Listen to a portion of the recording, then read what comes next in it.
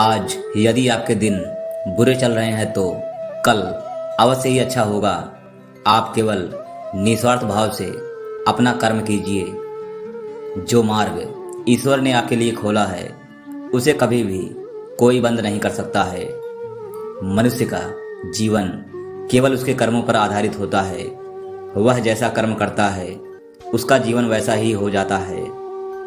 जीवन में आधे दुख इस वजह से आते हैं क्योंकि हमने उनसे आशाएं रखी जिनसे हमें नहीं बनानी चाहिए थी। जिस मनुष्य ने अपनी जवानी में बहुत सारे पाप किए हो उसे बुढ़ापे में नींद नहीं आती है।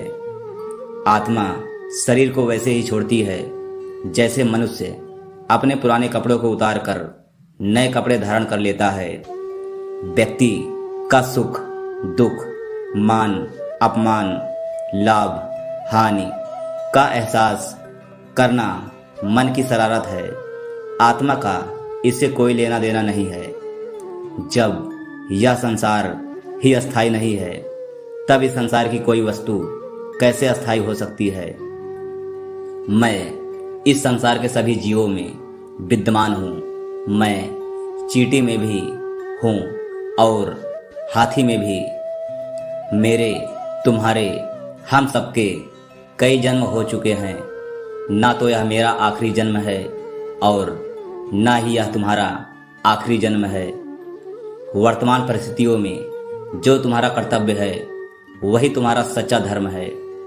मैं किसी व्यक्ति के भाग्य का निर्माण नहीं करता और ना ही किसी को कर्म का फल देता हूँ। व्यक्ति या जीव के कर्म ही उसके भाग्य का निर्माण करते हैं।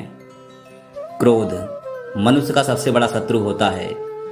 क्रोध के कारण मनुष्य की सोचने की समझने की शक्ति नष्ट हो जाती है और उस व्यक्ति के पतन में ज़्यादा समय नहीं लगता है।